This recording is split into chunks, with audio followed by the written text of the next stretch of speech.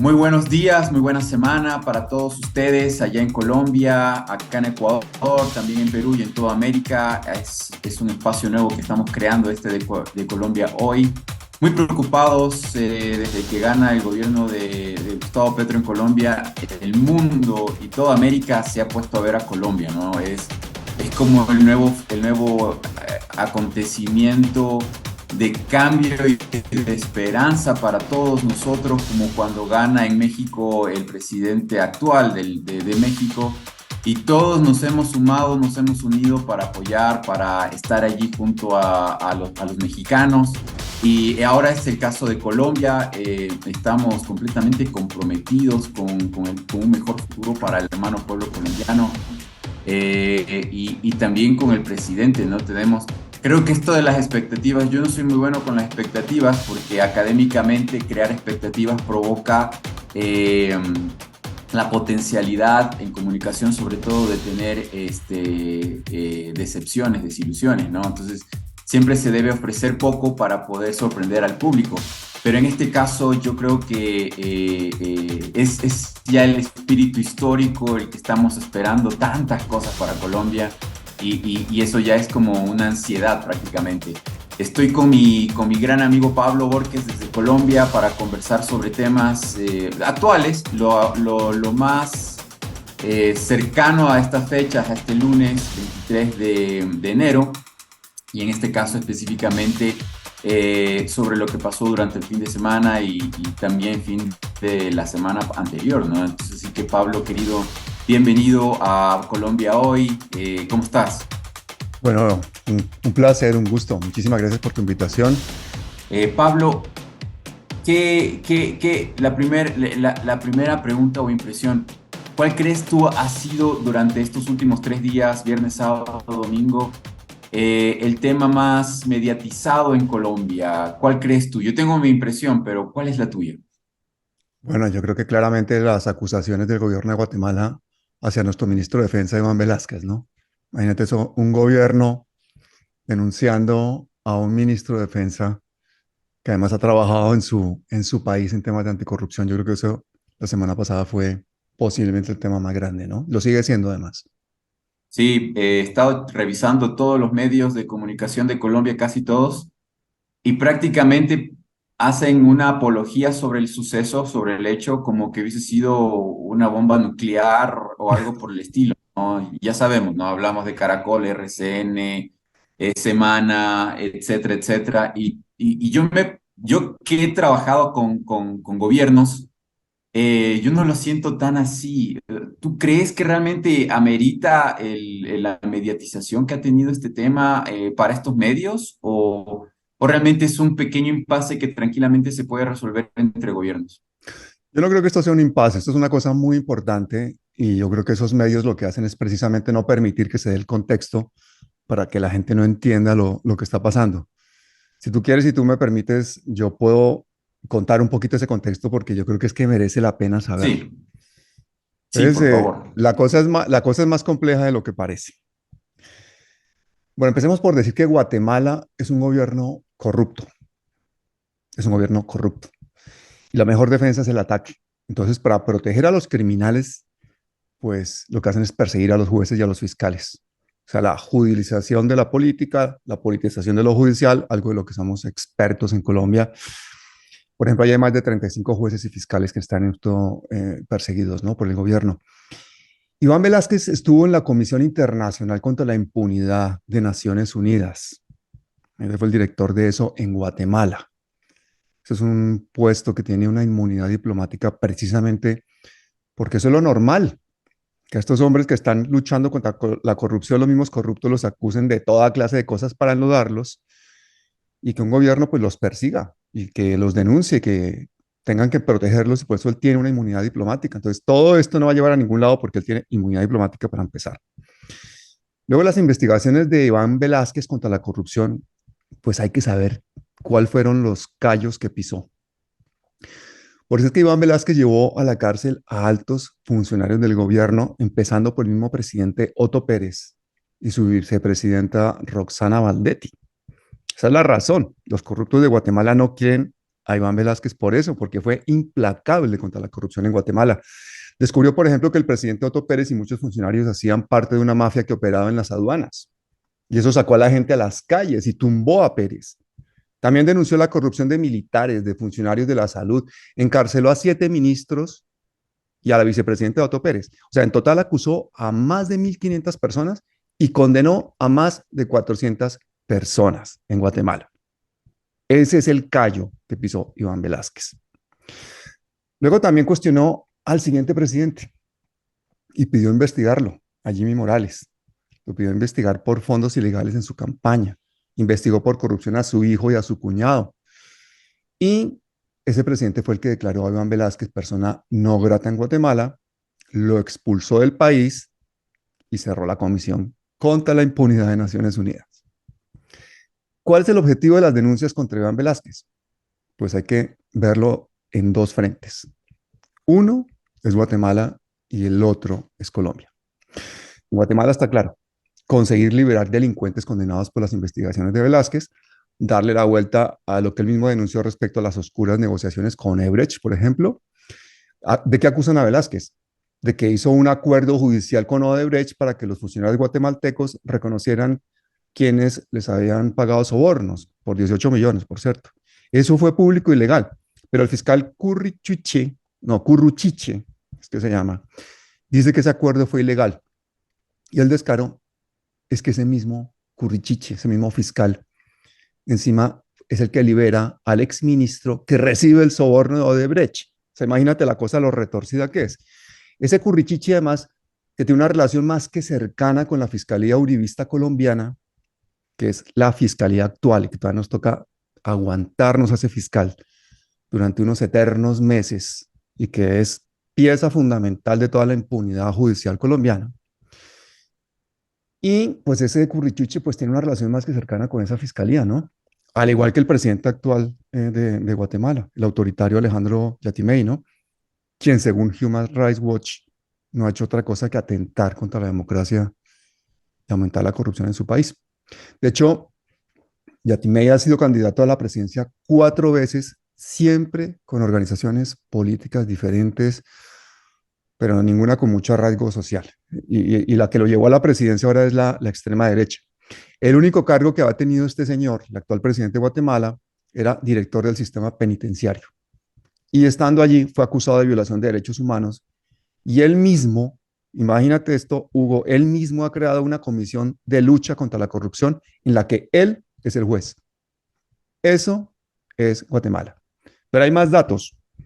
Por ejemplo, un dato muy diciente es que Porras, la actual fiscal, ha sido reelegida por 2 presidentes y ella junto al fiscal Currichiche se ha dedicado a detener todas las investigaciones por corrupción en Guatemala y a perseguir precisamente a quienes las hacen, como Iván Velázquez. Entonces, hasta ahí el frente guatemalteco, digamos. Pero es que en todo esto hay un frente colombiano, que es que yo creo que es el que más ha impulsado todo esto. Es que resulta que Iván Velázquez, actual ministro de Defensa del gobierno Petro, fue magistrado auxiliar de la Corte Suprema de Justicia. Y siendo magistrado de la Corte Suprema de Justicia, fue el que puso en la cárcel a el primo de Álvaro Uribe Vélez, Mario Uribe, por sus vínculos con la parapolítica. O sea, todas las famosas ponencias de Petro sobre el paramilitarismo, por allá en 2007 y todo eso, estaba en todo esto en equipo trabajando Iván Velázquez. Es decir, Álvaro Uribe siempre ha intentado vengarse de Velázquez por eso. O sea, inmediatamente expulsaron a Velázquez de Guatemala. Lo primero que dijo Uribe fue que lo celebraba y que Iván Velázquez era un tipo que se dedicaba a absolver al narcoterrorismo de izquierda en Colombia. Y esas palabras en bocas de Uribe son una diana en el pecho de cualquier persona en este país. Entonces el uribismo declaró a Velázquez pues una amenaza tras su nombramiento, ahora que lo nombraron ministro. Y para mí realmente ha sido pues el nombramiento más audaz de Petro, porque, bueno, sí, no, el más audaz, tal vez el segundo más audaz ha sido el de Carolina Corcho, que es activista y sindicalista médica como ministra de Salud, ¿no? Corcho, sí. Ella está también asomando mucho en medios últimamente. Sí, sí, sí, sí. Es una gran amiga, es una gran persona, es una gran sindicalista y es una excelente ministra y tiene que enfrentar a todas las mafias de las EPS. Y uno de los mayores lobistas de esas EPS es el propio presidente del Senado, el señor Roy Barreras, cosa que denunciamos ayer en mi canal en una entrevista que yo quiero que escuchen ustedes, véanla porque es increíble que el propio presidente del Senado sea el que más defiende a estas EPS precisamente para que no se hagan esos cambios. Tiene sus intereses propios que ahí los revelamos. Pero bueno, volviendo a Velázquez, Velázquez es un defensor de derechos humanos y ha sido coordinador de la macroinvestigación de la parapolítica en Colombia. Ha sido el principal investigador contra Álvaro Uribe. Ha investigado las chuzadas del DAS, la persecución de la oposición. Y yo creo que en reconocimiento a su trayectoria y por ser su amigo, pues Petro lo nombró ministro de Defensa. O sea, yo te digo que cuando lo nombraron yo me quedé de piedra, yo no podía creerme. O sea, es como en mis mejores sueños, porque yo llevo mucho tiempo peleando contra el militarismo, contra el gasto militar, contra la corrupción en el ejército, contra los falsos positivos. Por mi canal han pasado pues toda clase de víctimas de crímenes de Estado, de cosas brutales que ha hecho la fuerza pública en Colombia para defender estas oligarquías nacionales e internacionales. Y cuando nombran a un defensor de derechos humanos y un tipo que ha luchado abiertamente contra la corrupción internacional, yo no me lo podía creer. O sea, te juro que eso fue de ciencia ficción. Y este señor pues tiene un prestigio nacional e internacional increíble. Ha visto en estos últimos días pues el apoyo incondicional de Estados Unidos, de todos los organismos internacionales, de Naciones Unidas, de todo el mundo, ¿no?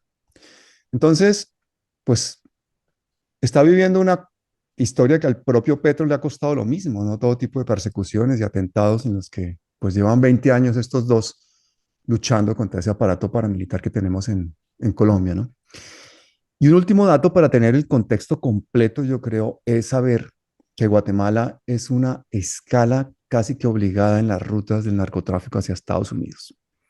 Eso lo controla el De eso te cartel. quería preguntar porque, perdón que te interrumpa, porque hace unos meses atrás, incluso Guatemala estuvo involucrado en un escándalo, se podría decir, porque hay unas listas de Estados Unidos de personajes a los cuales se les prohíbe la entrada a Estados Unidos, se les quita la visa, etcétera. Y a políticos y a personas de renombre en Guatemala están involucrados en listas justamente que se los involucra con el narcotráfico. Y ojo, cualquier persona que trabaja en investigación como tú o como yo, bueno, tú más en derechos humanos, pero yo en el tema de marcas y empresas y mucho dinero de clientes, siempre se nos cruza, y bueno, voy a tratar de no ser muy infidente, se nos cruza la gran cantidad de dinero que fluye, va y viene de Guatemala. Mm. Y hay una Vox Populi aquí en América del Sur de que en Guatemala hay mucho negocio y mucho dinero alrededor del narcotráfico. Eso pasa en todos nuestros países, tampoco nos vamos a hacer santas palomas, pero me refiero a que definitivamente en Colombia hay una influencia muy grande del narcotráfico y tú sabes bastante de ese tema. Por eso quería que también hables cómo se involucra Iván Velázquez con toda esta situación del narcotráfico, porque obviamente se habla mucho de Odebrecht. He revisado los medios colombianos que su interés es más llevar la pelota hacia la investigación de Odebrecht, pero hay otros temas también involucrados allí con el uribismo y con el narcotráfico y las rutas de la droga, si podrías tal vez Sí, ayudar. bueno, Marta Lucía Ramírez, la anterior vicepresidenta de Colombia, que además era la canciller, su marido ha sido socio comercial de Memo Fantasma, que es un paramilitar y narcotraficante que es posible que más quede libre en estos días. Y su hermano ha sido condenado por narcotráfico en Estados Unidos. Una de las presidentas del Congreso también ha sido, pues, ha sido lobista y ha sido relacionada pues con todos los narcopilotos de los llanos, la que hacía los lobbies, ¿no? Ya llegó a ser la presidenta del Congreso.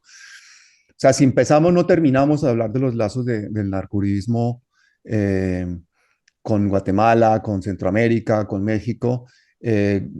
Muchos familiares de grandes y reconocidos políticos colombianos, pues, han sido narcotraficantes o están condenados por narcotraficantes. También pasa en la izquierda y acaban de extraditar al hermano de Piedad Córdoba, también por narcotráfico. O sea, el narcotráfico es el cáncer que sufrimos los colombianos y es un cáncer que está en nuestras realidades. El anterior presidente, pues, era íntimo amigo de narcotraficantes como Ñeñe Hernández, que fue asesinado y que fue uno de los que ayudó a financiar su campaña, ¿no? Eso es un gobierno, es unas elecciones totalmente ilegítimas.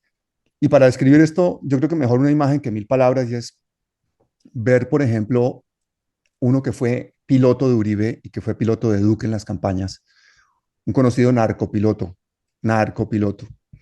Imagínate, presidente Uribe y presidente Duque han tenido al mismo piloto trabajando para ellos, que es un conocido narcopiloto que murió precisamente en Guatemala, un accidente y de una persona que pues ha sido reconocidísimamente eh, narcopiloto. Entonces, toda esa relación del uribismo, incluso de los poderes empresariales colombianos, pues es una cosa realmente del día a día colombiano.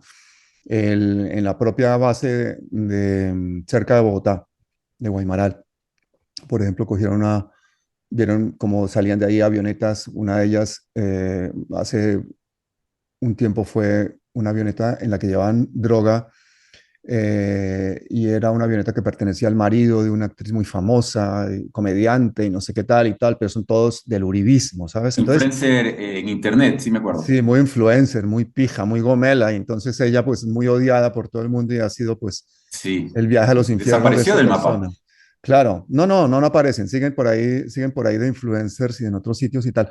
Y esta gente normalmente no es condenada, ¿no? Entonces, ¿quién ha garantizado la impunidad en Colombia? Pues hombre, el vencimiento de términos, el cartel de la toga y los organismos de control, como es, por ejemplo, la misma fiscalía, que en este momento pues tiene paralizadas una cantidad de investigaciones. Si tú miras las condenas que hay por Odebrecht en otros países, pues son enormes. Han caído presidentes en Colombia, pues prácticamente la cosa ha pasado sin problema, ¿no? Entonces, eso nos da una idea del cuadro grande de corrupción internacional, de lazos del narcotráfico, del paramilitarismo colombiano con bandas criminales de otros países, con otros gobiernos corruptos. Han hecho fiestas de los fiscales en Colombia, una fiesta, creo que fue en Cartagena, en que se gastaron un montón de dinero en tal, que ahí estaba invitado el fiscal Curruchichi, era uno de los invitados de honor del actual fiscal colombiano, fiscal que se atreve, junto con la procuradora, a oponerse a las políticas de paz de Petro y a intentar obstaculizar todas las medidas que va tomando el nuevo gobierno, ¿no?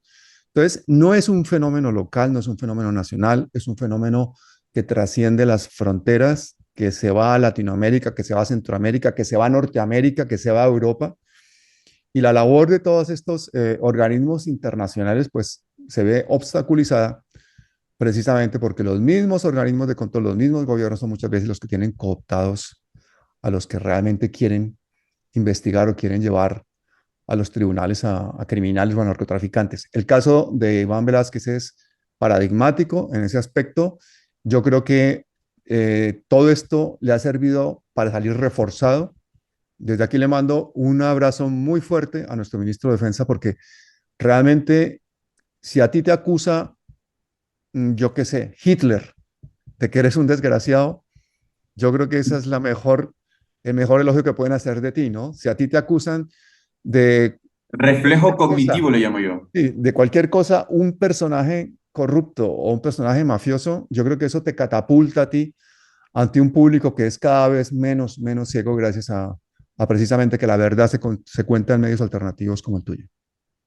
Justamente de eso siempre me explico al público que cuando hay estos denunciólogos políticos sobre todo, ¿no? O figuras públicas que se matan o repiten continuamente sobre sus rivales que son corruptos, que son metidos con mafia o que tienen cosas Mm, malas, realmente ellos son realmente lo que dicen sobre otros, ¿no? Por eso le decimos reflejo cognitivo.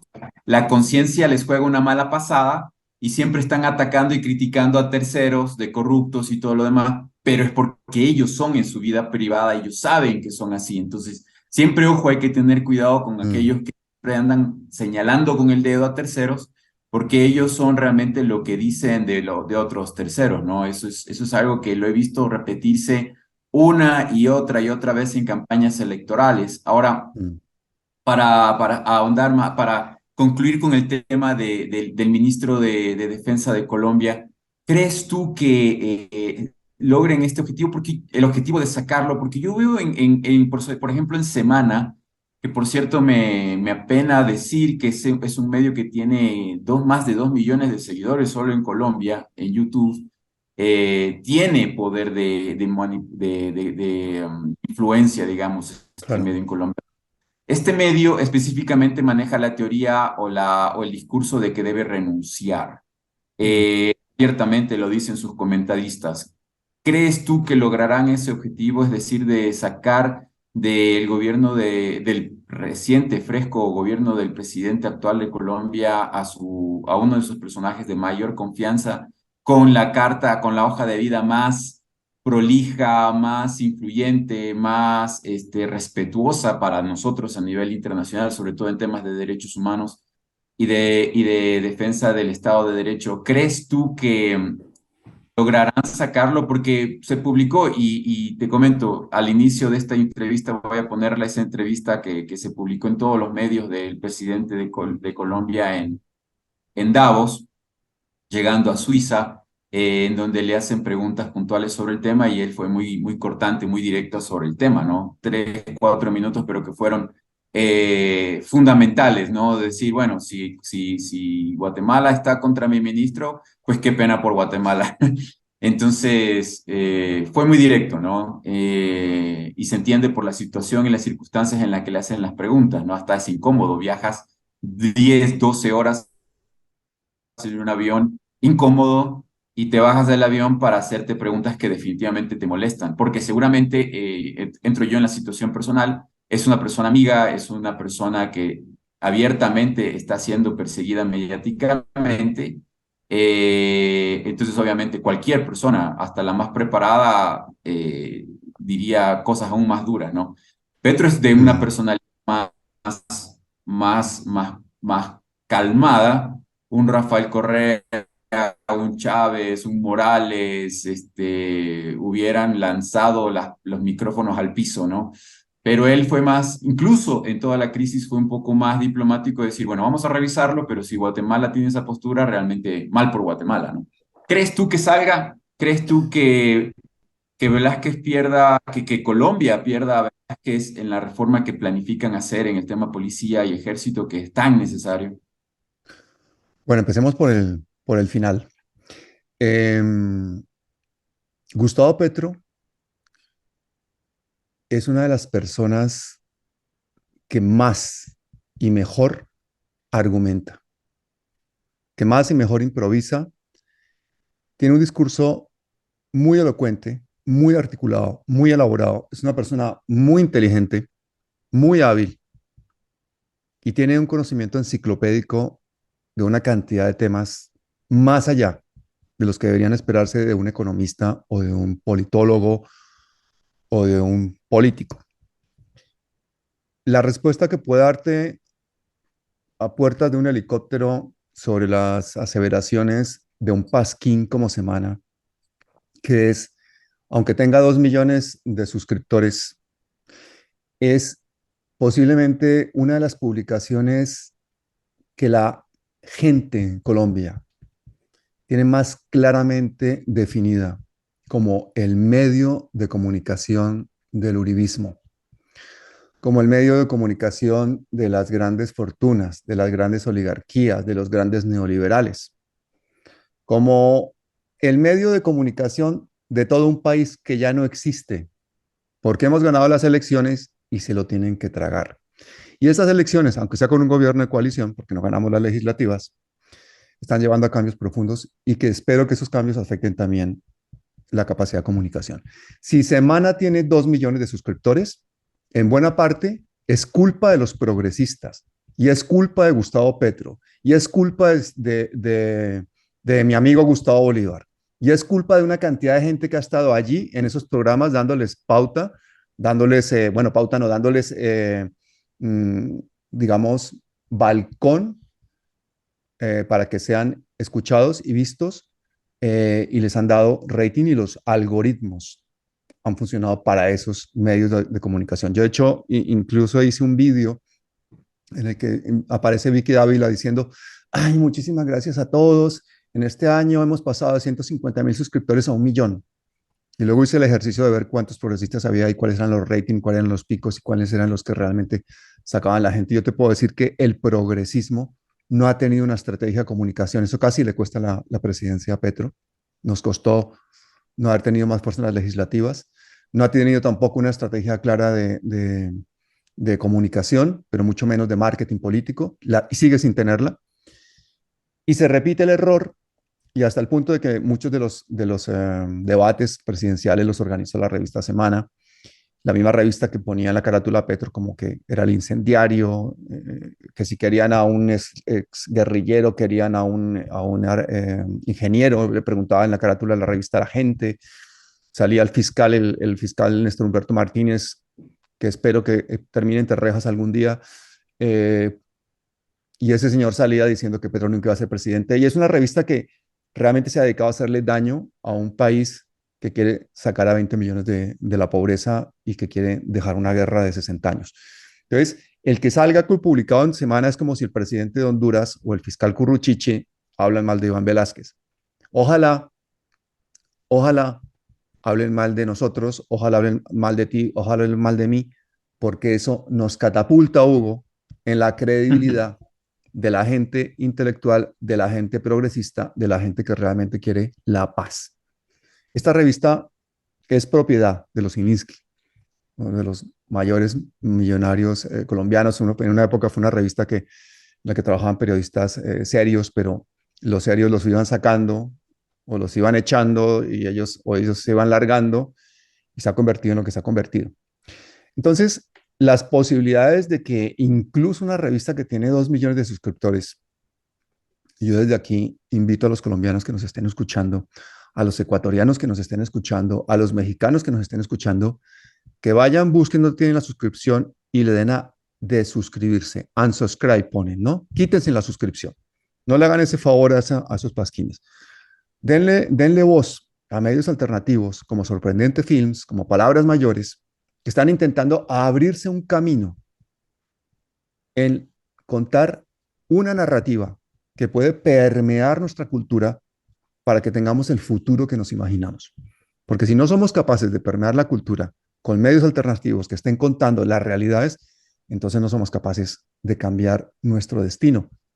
Estos medios, propiedad de grandes multimillonarios, de grandes oligarcas, pues defienden los mismos intereses de estos grandes multimillonarios, de estos grandes oligarcas, pues que son los bancos, las carreteras, las EPS, las grandes empresas que sacan nuestros recursos naturales a precio de ganga, o los El tratos sucios, narcotráfico. ¿no? El narcotráfico, tantas cosas que hay de por medio. Entonces, la pregunta es clara.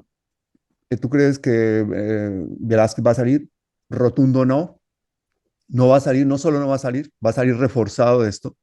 Cuenta el apoyo de todo Colombia. Han descabezado una cúpula militar y la razón era muy clara, y era permitir el cambio en las Fuerzas Armadas que necesitamos que suceda en Colombia, que es un país absolutamente militarista, con un presupuesto de más de 40 billones de pesos, que hasta hace poco estaba oculto en diferentes organismos, en diferentes ministerios y tal, y que más de un 60%, casi un 70% no es para comprar armas, ni para infraestructura, ni para nada, sino para pagar los mismos clubes, las mismas pensiones, las mismas ventajas sociales de todo el grupo de uniformados y de sus familias. Que si son 400 y pico mil uniformados, pues son varios millones de colombianos que viven de eso. Y alrededor de eso, la industria de la guerra y el plan de ayuda a Colombia, entre comillas, para luchar contra el narcotráfico, que es otra guerra, otro negocio. Y de todo esto hay comisionistas, hay una corruptela increíble, hasta el punto de que en un país que supuestamente es un Estado de Derecho, de forma sistemática, a nivel nacional y a todos los niveles del escalafón, se organizó el asesinato de civiles, disfrazándolos de guerrilleros para cobrar extras, a veces hasta por un plato de arroz chino. Eso Los falsos es lo que positivos. está Iván Velázquez intentando cambiar. Por eso necesitamos este señor que viene con la mili hecha, como dicen, Viene con la mili hecha en Guatemala de lucha contra la corrupción, pero es que ya viene también con la mili hecha de la lucha contra el narcoparamilitarismo. Y ahora de ministro de Defensa es un lujo, es un lujo, es un privilegio, es un honor vivir en esta época en que esté pasando esto, Hugo. Yo hace un año no estaba ni siquiera soñando con estas cosas. Ver lo que está pasando en Colombia en este momento es para mí como un sueño. No es perfecto el sueño. Sería perfecto si hubiésemos ganado las legislativas y realmente hay que hacer los cambios que hay que hacer. Ahora tenemos una cantidad de gente infiltrada en el gobierno que no tendría que estar ahí. El propio ministro de Educación, Alejandro Gaviria, fue ministro de Uribe y fue ministro 6 años y un ministro neoliberal de salud, de sanidad. Fue ministro de salud 6 años. Pues claro, ha saltado la semana pasada a decir que él no está de acuerdo con la reforma de la salud. Precisamente él quería repetir como Eso, ministro de salud. eso se llama en estrategia disidencia controlada, es decir, la derecha, en este caso, para que no hayan cambios, introduce dentro de toda esta amalgama que son todos estos grupos, todos estos políticos que lograron llegar al poder en este frente amplio, por allí introducen a dos o tres que se dicen de izquierda, incluso también hay comunicadores, etcétera, etcétera, pero que realmente también facturan en secreto para organizaciones que lo que quieren es sabotear por adentro, desprestigiar el trabajo y la labor de este actual gobierno que, como le digo al público, recién empieza y que hay que darle la oportunidad de poder hacer una evaluación por lo menos de los primeros 365 días, que todavía ni siquiera estamos a la mitad de eso, ¿no? Sí, Dame pero solo más un que... segundo, voy a ver cómo están. Solo un segundito. Está como se está grabando, quiero ver qué pasa atrás de la casa. Dame un segundito. Sí, sí, sí. Tiene a su niña enferma y ido a ver cómo está.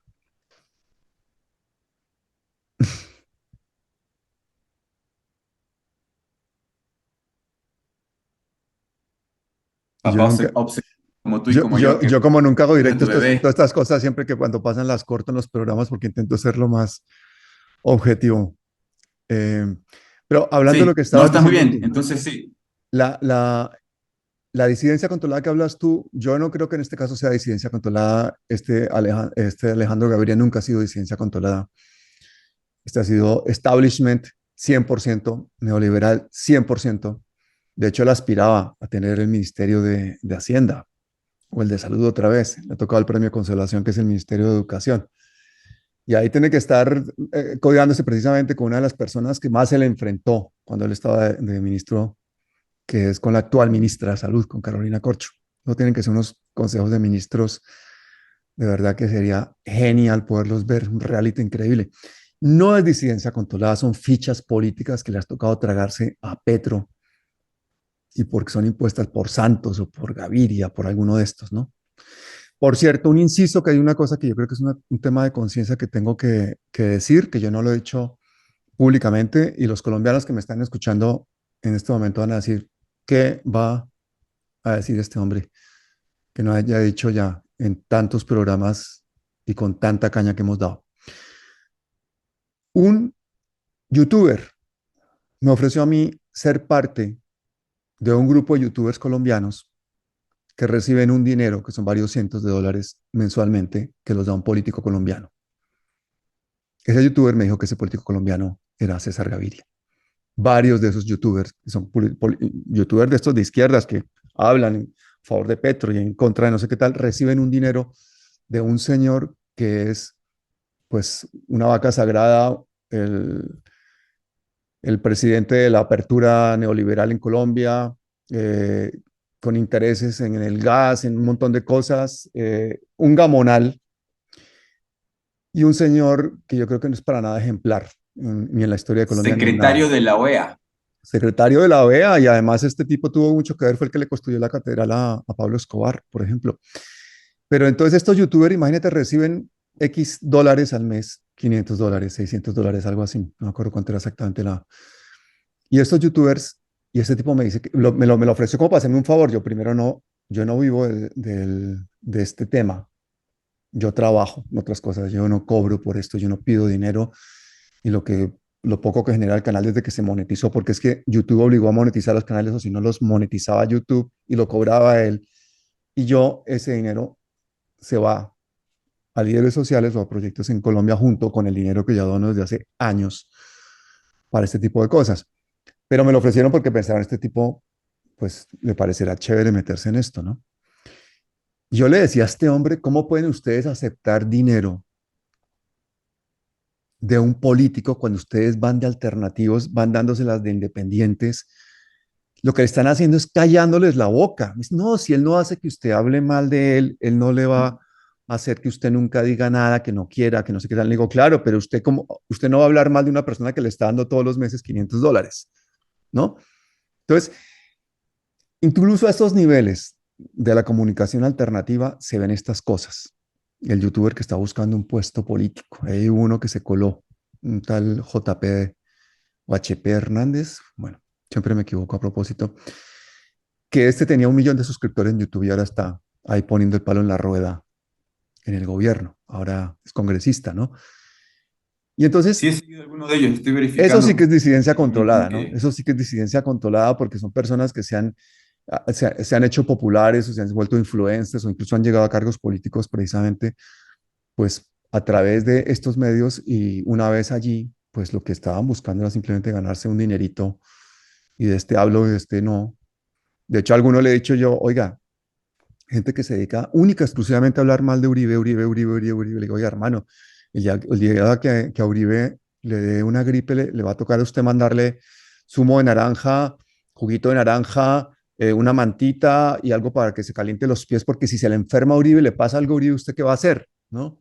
Si el problema no es Uribe, el problema es que tenemos que hacer pedagogía social, sobre todo un sistema de expropiación violenta de la tierra que lleva décadas de acumulación violenta de capital y de injusticia. Entonces, no podemos simplemente caer en la tentación de personalizar. Yo personalizo todo eso en Uribe y por detrás sigue todo este cáncer que nos está comiendo de gente que nunca tiene suficiente, que quiere acumular toda clase de riquezas y de poder, haciendo toda clase de corruptelas con un gobierno que está diseñado para que legisle a su favor. Entonces, contestando a tu pregunta, yo no creo jamás que haya disidencias controladas. Yo creo que lo que hay son intereses bajos normalmente y fichas políticas. El ejemplo que daba de Alejandro Gaviria es porque este señor pues, está en ese gobierno, no debería estar. Y ahí hay otro ministro, y hay otros dos ministros, y hay muchos congresistas, y hay muchos senadores que no deberían estar. Y que ponen palos en la rueda porque ellos representan unos intereses empresariales que les benefician a ellos, representan una clase social a la que representan y representan un país muy diferente al que está en los territorios o al que está en los suburbios de las ciudades. Qué bueno que menciones esos nombres y apellidos, porque esos mismos nombres y apellidos después son los que salen a cámaras a decir, el gobierno no cumplió, el gobierno ofreció y no hizo, pero son ellos los que ponen, como tú bien dices, el palo en la rueda, ¿no?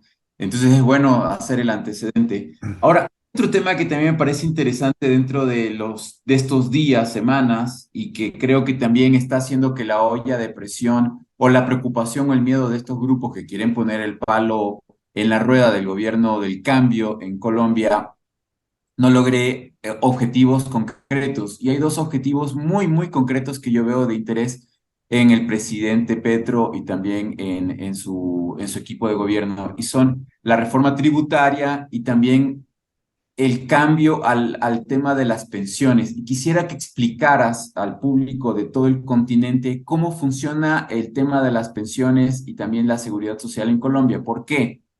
Porque en nuestros países, algunos, el neoliberalismo, que lo llaman los viejitos de los 80, 90, no me gusta hablar de neoliberalismo porque tú no quieres entender qué significa aquello. Yo hablo más fácil como de privatismo, o sea, estos señores lo que quieren es privatizar lo que es tuyo, lo nuestro, lo de todos, y también este antiestado, o sea, estos nuevos,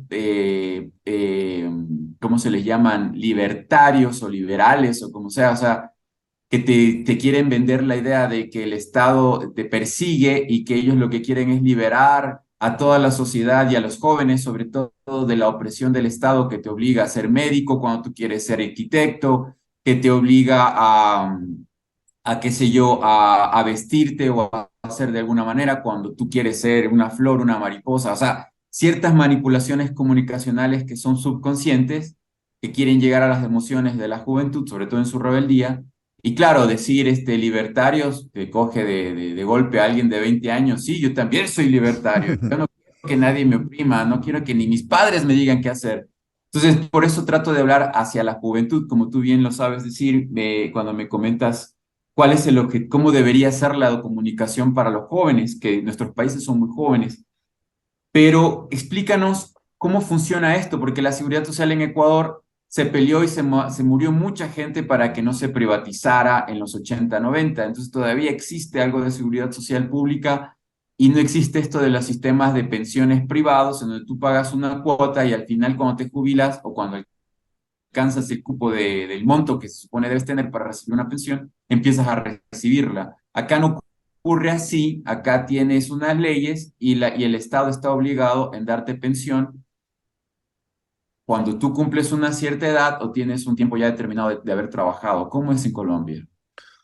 Pues yo quiero darte una explicación muy sencilla para que los amigos latinoamericanos que estén escuchando esto lo sepan.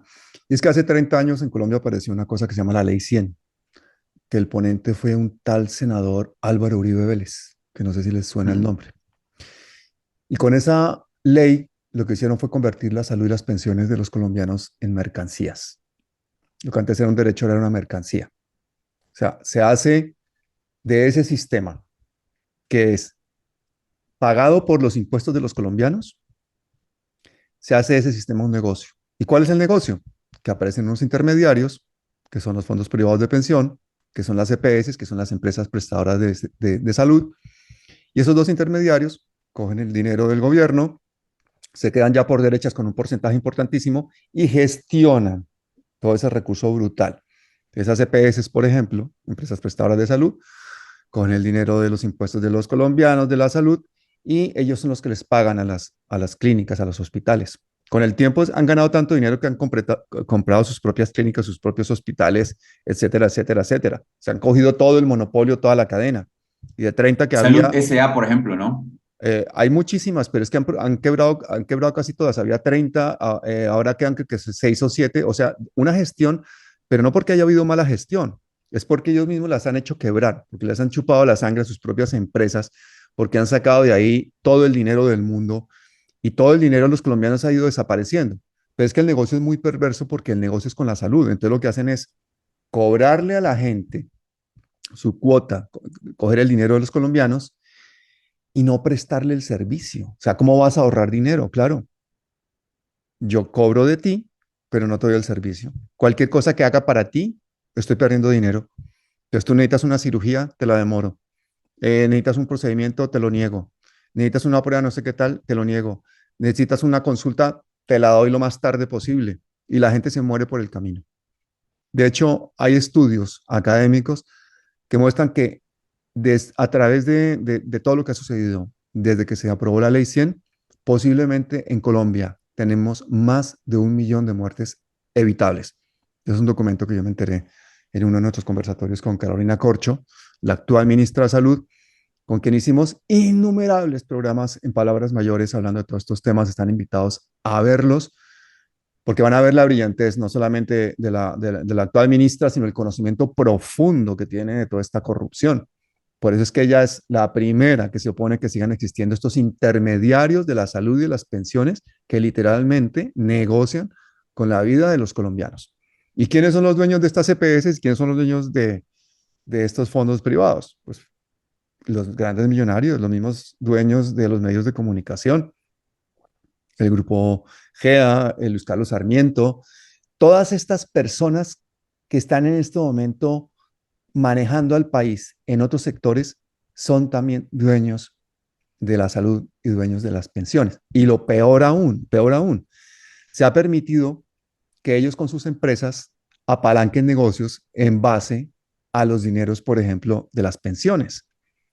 Los hijos de Uribe, por ejemplo, han construido centros comerciales que cuestan cientos de miles de millones, centros comerciales financiados, cofinanciados, apalancados esos financiamientos con los fondos de las pensiones de los colombianos. O sea, hay países que hacen esas financiaciones, pero con un o esa inversión de los fondos de pensiones de sus ciudadanos de una forma muy segura y muy responsable, y lo hacen además con un bien o con un objetivo social, un objetivo común.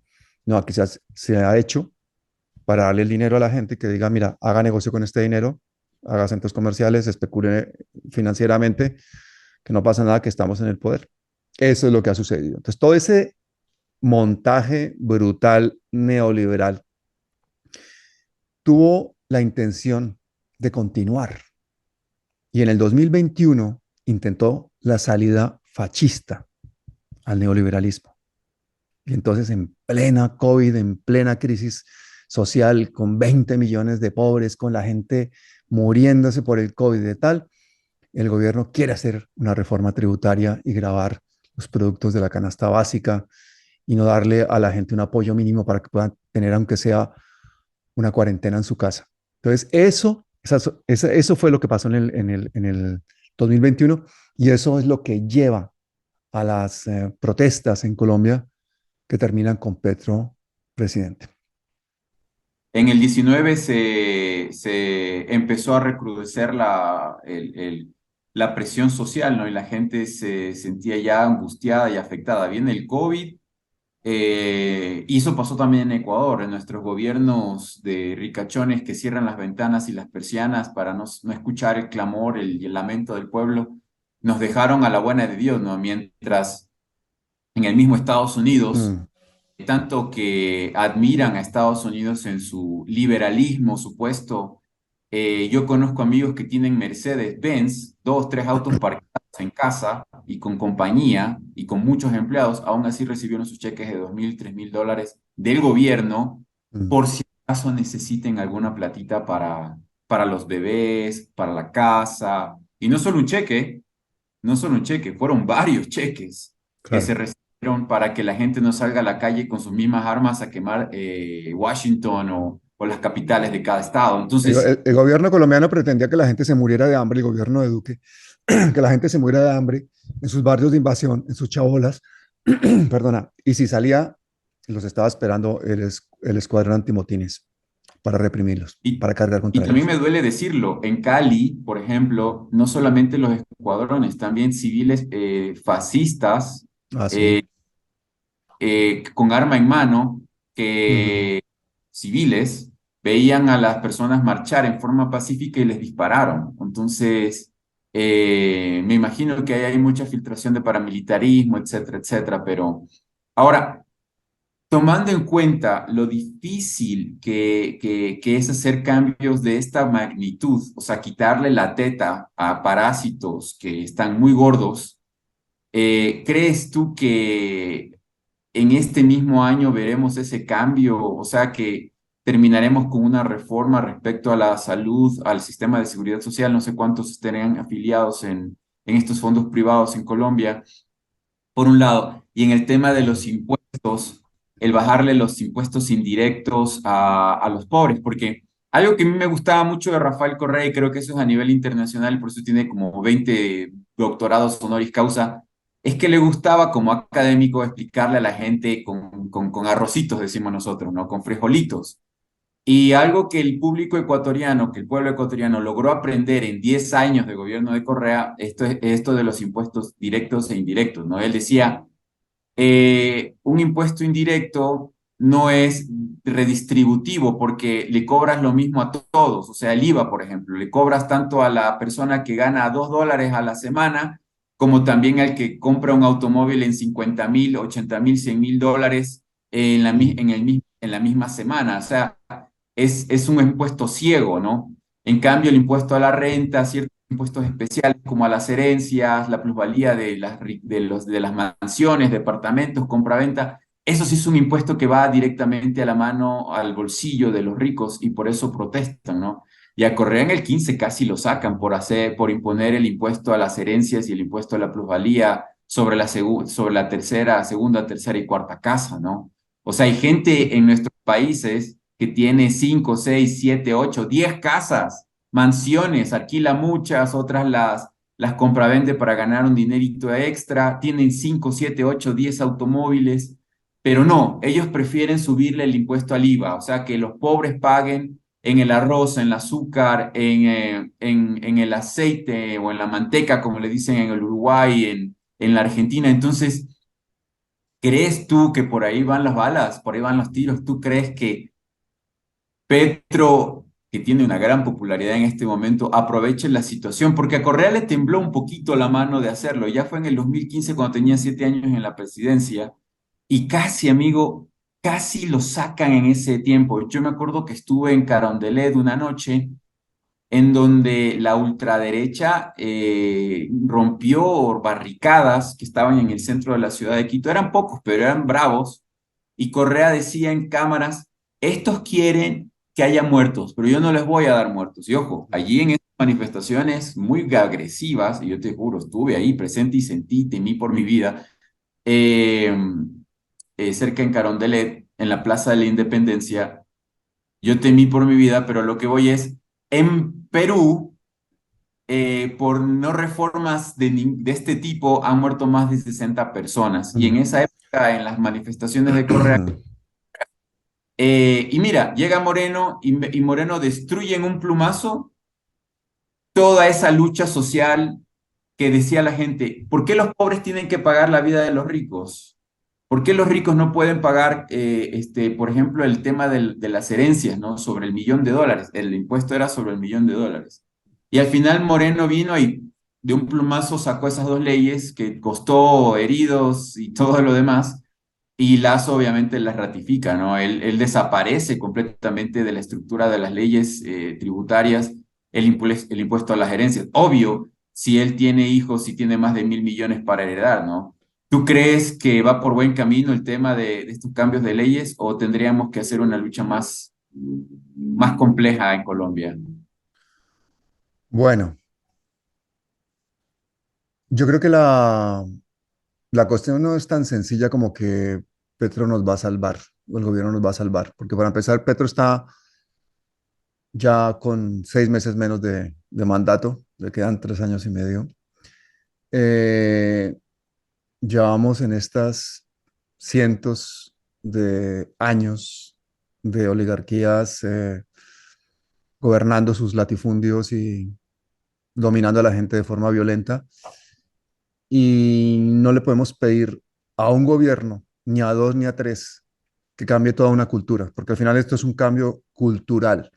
Si tú pudieras trasplantarle a los colombianos, a todos los colombianos, un chip en el que le pongas el cerebro de un japonés, desde ese momento en adelante no habría un solo papel en el suelo. No habría un solo papel en el suelo. Ya habría una mentalidad diferente. Ya no, la gente no estaría intentando robarse cosas.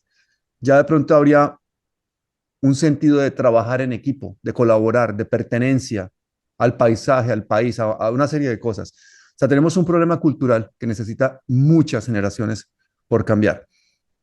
Y eso significa unas políticas de Estado, de educación, de pedagogía, que se van a dar a lo largo de periodos muy importantes. Esos cambios culturales son muy grandes porque es que cultura es todo lo que hacemos. Lo Sí. primero, cómo conseguimos resolver nuestros conflictos. Y todos estos cambios de la salud, de no sé qué tal, pues sí, nosotros tenemos leyes para todo en Colombia, nosotros firmamos todos los acuerdos internacionales, no cumplimos ninguno, ni cumplimos la misma constitución del 91, no la cumplimos y es imperfecta. Se quedó cortísima para controlar a los organismos de control y cómo se manejan los organismos de control. Pero esa es una constitución que lo que hizo fue liberar, no fue la del libre comercio, la de la privatización, la de la apertura al capital extranjero. Precisamente la salida fascista al neoliberalismo que terminó con el paro del 2021 y Petro en el poder, pues es todo consecuencia de este sistema que se ha impuesto sobre las leyes de los países, porque si tú lees las constituciones de los países, pues qué maravilla, ¿no? Qué bien, es como leer los mandamientos de cualquier religión, ojalá todos los cumpliéramos, pero no, no es así. Colombia, por ejemplo, en el tema de impuestos es uno de los países que menos recauda. Yo creo que en América Latina creo que era, Colombia recauda un 13% cuando el promedio es un 16%, ¿no? O sea, los impuestos en Colombia Es son verdad. Eso es un problema muy grave que tiene el país, ¿no? La base imponible de Colombia para la clase media alta y la clase rica es de las más bajas, no solamente del continente, sino del mundo, comparada con las de África. O sea, Sí, los ricos en Colombia pagan menos que los ricos, muchísimo que los que pagan, los ricos que claro. pagan lo que pagan en Europa o en Estados Unidos. Claro, esa reforma lo que le quería era darle, o sea, pretende darle 20 billones adicionales al Estado, o sea, unos 4.000 millones de dólares. Eso es como un 1,2% del Producto Interno Bruto. Y sobre todo eso lo que intenta es buscar cerrar el enorme déficit fiscal que tenemos, que es un 6%. Es que el déficit fiscal que le dejó Duque a Petro es de 80 billones. El país está quebrado. El país está quebrado. Quebrado y en guerra. Y en una guerra de guerrillas, de bandas criminales, Sí, dominado por el narcotráfico, ¿no? Entonces, tú imagínate el contexto tan complicado como para exigirle a Petro cosas. Y además Petro está luchando contra todo esto de acuerdo. ni siquiera con una mano, con dos dedos de una mano. Con la mano aquí atada, no gané las legislativas, tengo aquí al enemigo en casa y estoy luchando con esta. Entonces, por eso hay una cosa que es clave explicarla para que la gente la entiende. Por eso hay ministros de Petro y por eso el mismo Petro le pide a la gente que vaya a la calle, le pide a la gente apoyo social, porque le está Mm. gobernando con el enemigo. O sea, necesitamos un apoyo social para que la gente entienda esas reformas. Ese es el momento en el que si se hace una educación y una pedagogía, se pueden hacer consultas populares y si había un movimiento social importante, esas reformas pueden ayudar a torcerle la muñeca a una extrema derecha que no termina de largarse de las instituciones. O sea, muchos de los funcionarios que están en los actuales ministerios con ministro progresista son de la época Duque. Entonces, toda esa gente es la que se opone a las reformas tributarias y toda esa gente es la que viene a decirnos que lo hacen en defensa del pueblo, pero lo que hacen es lo hacen en defensa de los bancos, de los oligopolios, de las corporaciones nacionales y extranjeras y en defensa de los que finalmente les financian las campañas, ¿no? Así que, pues 6 meses después de que sube Petro, tenemos una reforma tributaria políticamente correcta. O sea, pasa a los estándares del Fondo Monetario Internacional, respetuosa de los desastres de los tratados de libre comercio que ha firmado Colombia, ¿no? Y todo eso para que el Fondo Monetario Internacional nos considere un buen deudor. Petro no puede tener una actitud antiimperialista franca porque lo tumban los gringos. Le pasa lo de Gaitán. Mm.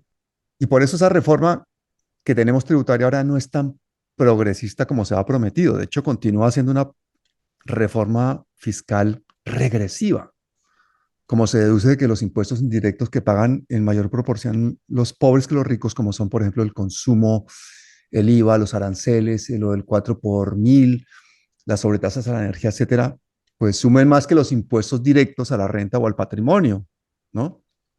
Y de hecho, por ejemplo, la renta a las personas naturales no se grabó tanto eh, como se pensaba que se iba a grabar a los súper ricos. Y en cuanto a las empresas, mientras que las medianas pagan un 35%, las multinacionales pagan un 15%, Hugo, un 15%.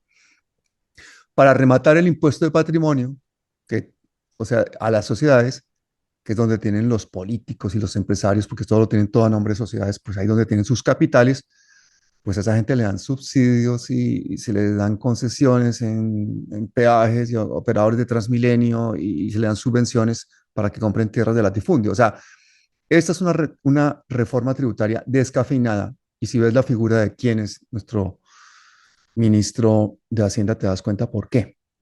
Entonces, todo esto que se ha hecho ahora, pues sí, tiene cosas significativas, es un avance, desde luego, en comparación con lo que teníamos antes, pues ya se le va a grabar un poco más la mano el impuesto de renta, por ejemplo, a las empresas mineroenergéticas, pero todo con trampa, ¿no? Nunca, por ejemplo, lo de las bebidas azucaradas, las comidas ultraprocesadas, entonces le ponen ahí que sí, que se van a grabar porque esos son emporios y son oligopolios que precisamente son propiedad de estos oligarcas, las bebidas azucaradas, imagínate, la graban, pero si pasa de tantos gramos la bebida, o sea que, y ponen el estándar muy alto para que sigan sin pagar lo que tienen que pagar, ¿no?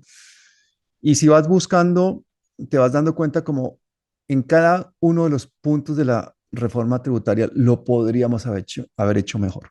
Claro, yo te puedo decir una cosa, yo estoy a la izquierda de Petro. Ya hay cambios que si fuera Petro y tuviese las legislativas ganadas, yo estoy seguro que yo torcería la mano mucho más que Petro.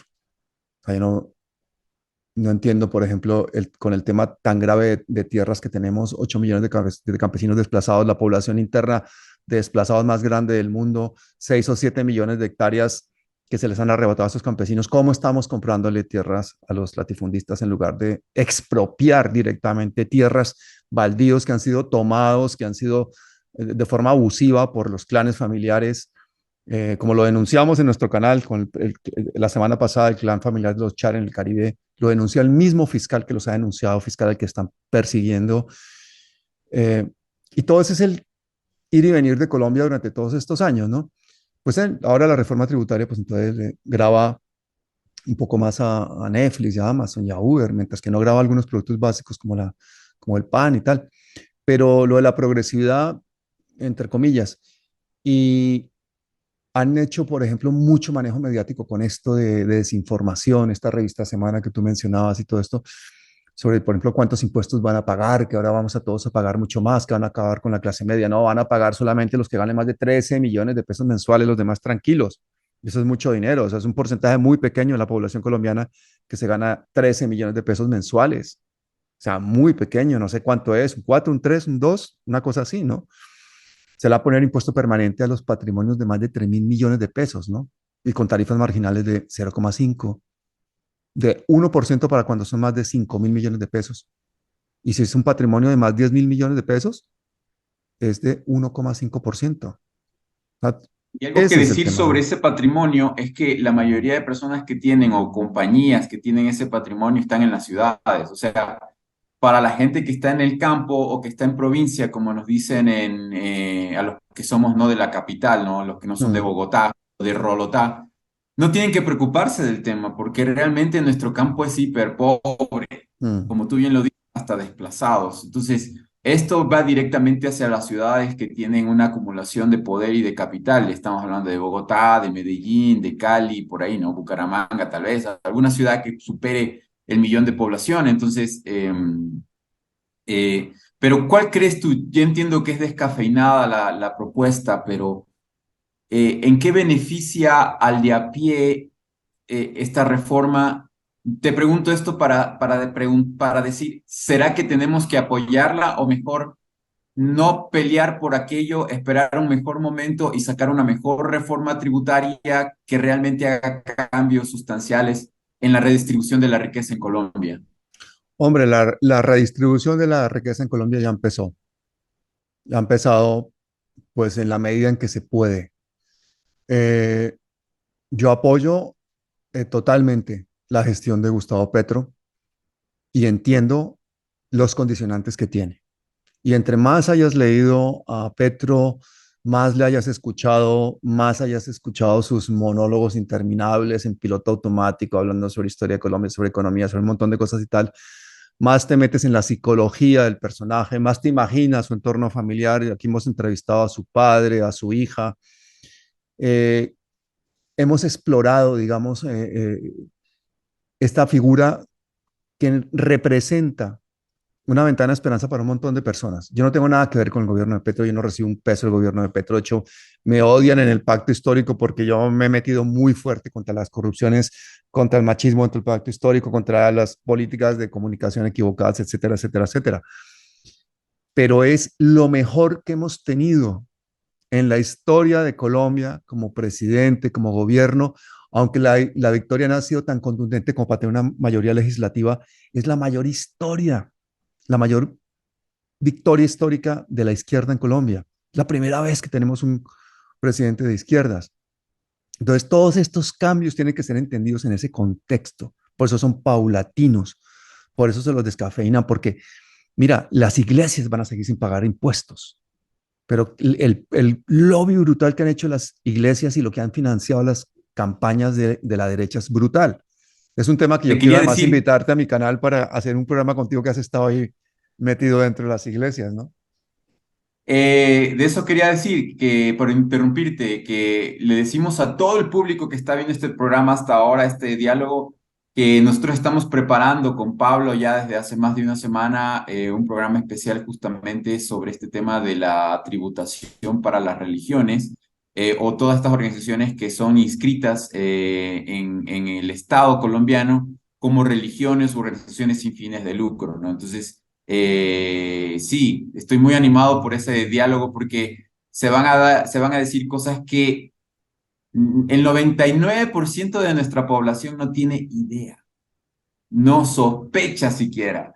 Entonces, sí, estoy muy contento por eso. Espero que el público pueda también verlo y que lo puedan distribuir. Sí, además quiero invitar a la senadora Catherine Miranda, que es la que ha peleado más lucho, o que ha luchado más en el Senado para que le pongan impuestos a estas empresas y además que tenemos que analizar en el contexto latinoamericano la importancia que ha tenido primordial, determinante, en el caso de Brasil, por ejemplo, los evangélicos para que Bolsonaro terminara de presidente y cómo el sionismo las ha financiado y cómo sirven para lavar dinero y, o sea, todo esto hay que contarlo porque es que desafortunadamente en un país en el que ha estado la gente durante décadas en guerra y la gente más humilde, más sencilla, a veces es carne de secta fácilmente y fácilmente la envuelven con esas ganas de una vida mejor, con esa ilusión, con esa esperanza, con congregarse con sus vecinos, con sus amigos, y vienen a veces iglesias que lo que hacen es manipularlas, adormecerlas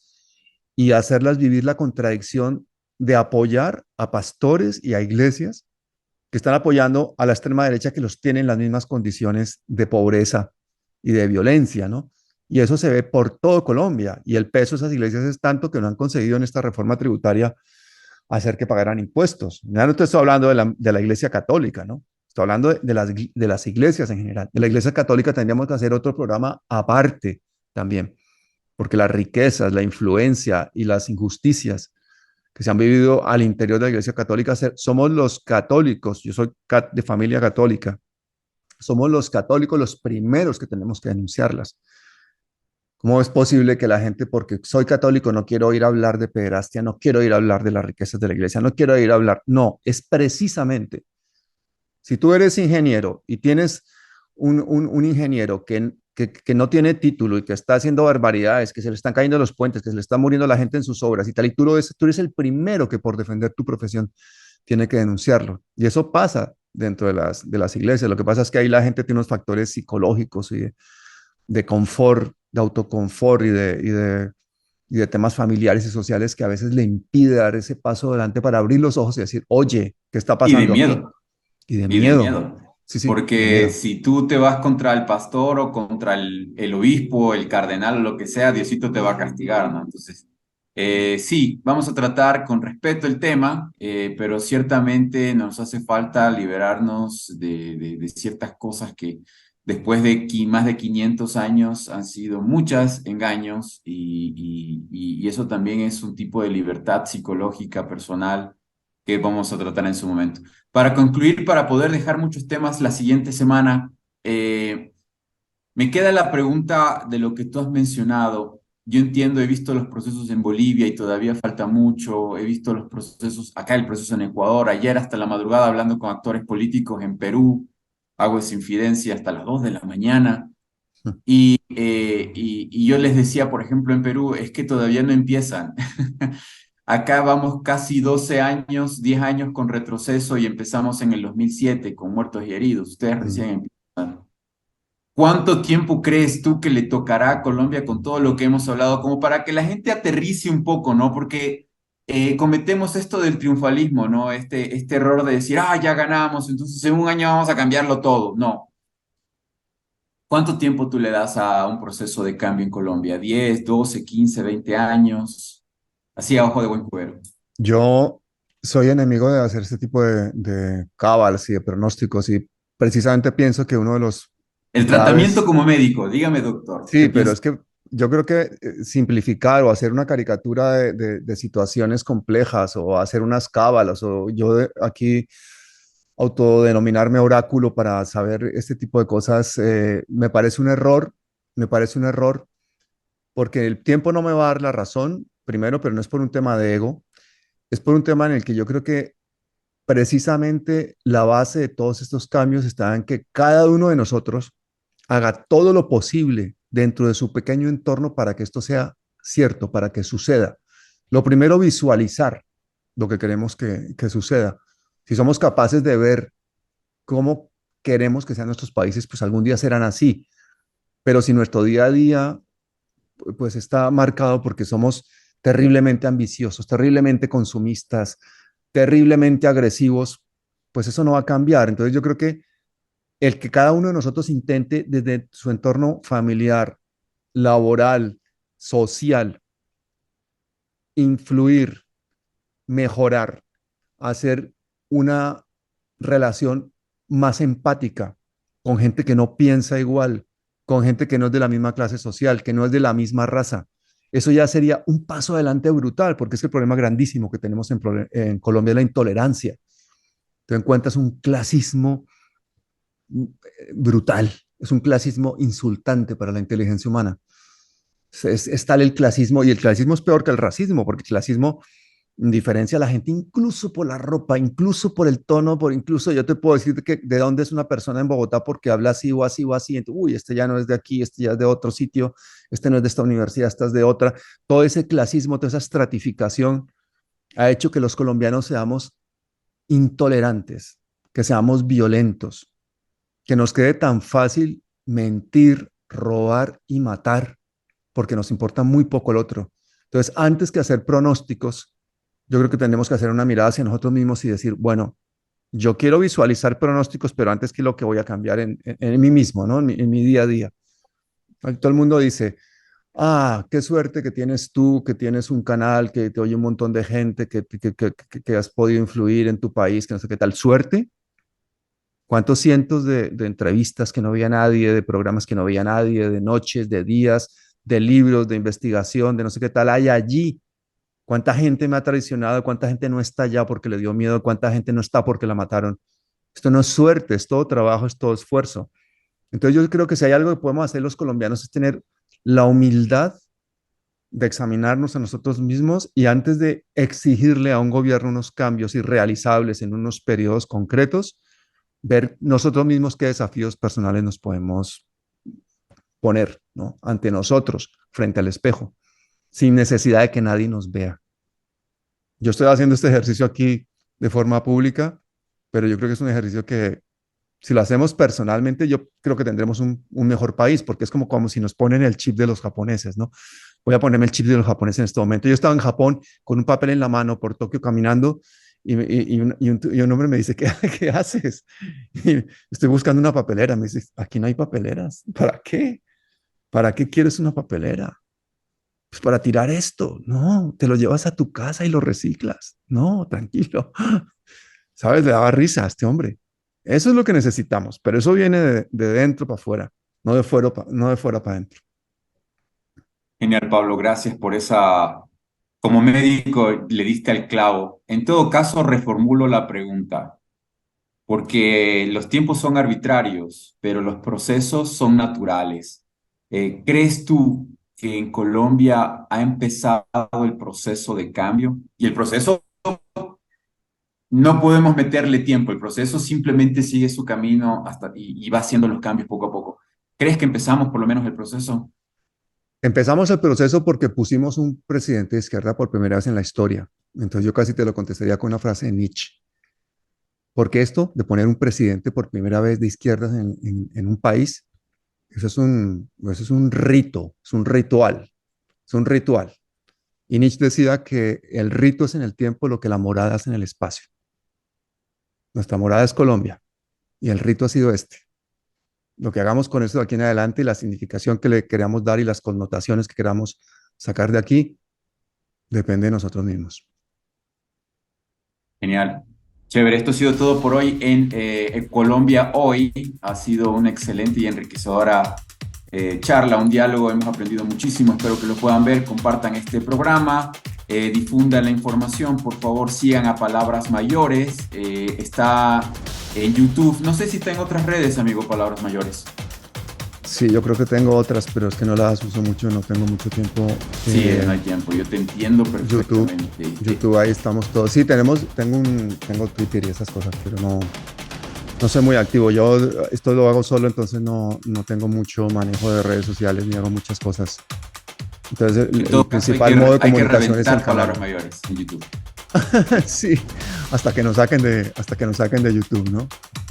Perfecto, me parece muy bien. Muchas gracias, amigo, que tengas una buena noche allá en España, acá en Ecuador también. Todos ustedes que tengan una buena tarde y una muy buena semana. Hasta luego. Gracias, Hugo, y hasta siempre.